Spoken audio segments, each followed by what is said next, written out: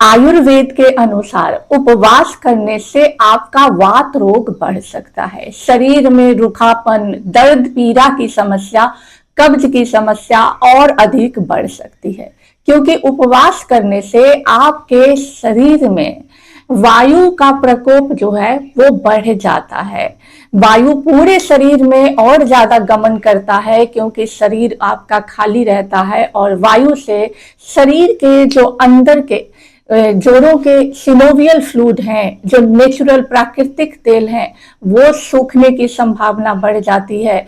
साथ के साथ वायु के गमन से आपके जोड़ों का दर्द बढ़ सकता है।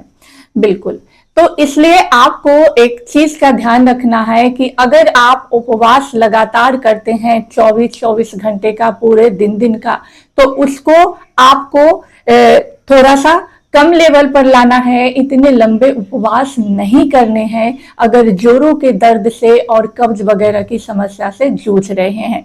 क्यों? क्योंकि ये आपके मेटाबॉलिज्म को बिल्कुल स्लो कर देता है। आपकी जो शरीर की नेचुरल ऑयल है उसको सुखाने लग जाता है।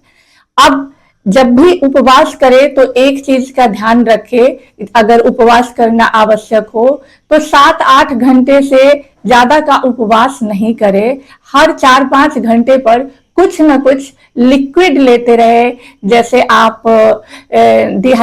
हाइड्रेटेड रहने के लिए नारियल पानी, नींबू पानी या ग्रीन टी वगैरह लेते रहें, ताकि शरीर में आपको एनर्जी मिलती रहे।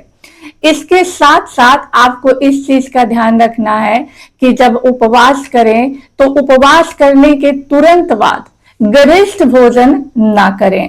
गरिष्ठ भोजन करने से एकाएक जो हमारे पेट की अग्नि है वो मंद पड़ी रहती है, उससे और ज्यादा मंद पड़ जाती है।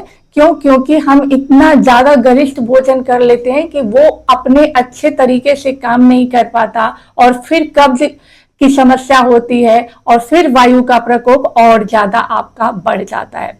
इसके साथ साथ जब भी आप उपवास तोड़ते हैं तो जो तासीर में ठंडी चीजें हैं उसका सेवन कभी ना करें।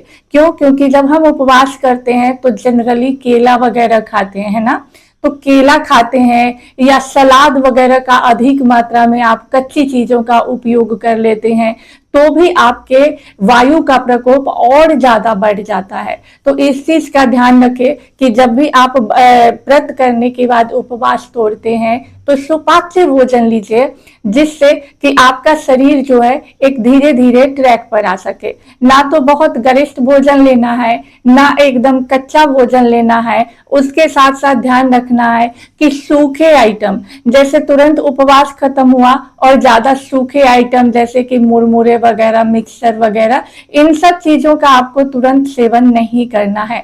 जब पेट आपका, जो पेट के ऑर्गन है, मशीन है, वो धीरे धीरे काम करने लगे तब धीरे धीरे आप इंटेक करिए। ऐसा नहीं कि तुरंत उपवास टूटा, एक लंबा उपवास आप रखते हैं, टूटा और खाने पर हम टूट पड़ते हैं, ऐसा होता है।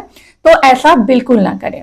एंड ये भी देखा गया है कि जब आप उपवास करते हैं तो शरीर जो है उसमें एक खिंचाव उत्पन्न होने लगता है। आप देखते हैं कि कमजोरी सा महसूस होने लगता है। ये सब जनरली जो है वो वात की अधिकता के कारण होता है कि आपका एनर्जी लो होने लगता है। आपके शरीर में जो लिक्विड है उसकी कमी होने लगती है, जिससे आपके शरीर में खिंचाव उत्पन्न होने लगता है या शरीर ड्राई सा होने लगता है, रूखा रूखा सा होने लगता है।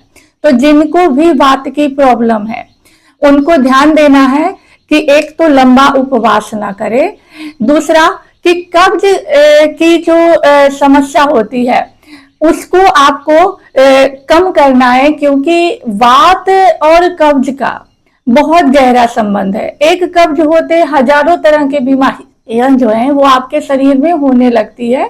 तो ध्यान देंगे कि कब्ज जैसे ही बढ़ेगा, जैसे आप अगर कम खाना खाते हैं, ज्यादा उपवास करते हैं, तो आपका पेट साफ नहीं होता। पेट साफ नहीं होता तो कब्ज गैस की समस्या बढ़ती है, और कब्ज गैस की समस्या बढ़ते ही आपके शरीर का सूजन बढ़ेगा, आपका दर्द पीड़ा बढ़ेगा और आपको कभी भी शांति जैसा नहीं लगेगा। शरीर में कभी खिंचाव लगेगा, कभी झुनझुनी सा उत्पन्न होगा, कभी ड्राई ड्राई सा लगेगा कि पूरा सूखा सूखा सा है, और दर्द तो बढ़ेंगे ही बढ़ेंगे। तो इस चीज का ध्यान रखना है कि आपको कब्ज नहीं होने देना, लगातार नियमित बार बार उपवास नहीं करना, कभी आवश्यक हो तो शरीर को हाइड्रेटेड रखना है, क्योंकि शरीर को देखते हुए ही सारे काम आपको करने हैं। तो उम्मीद है आप लोग ऐसा अमल करेंगे और अपना ख्याल रखेंगे। राधे राधे।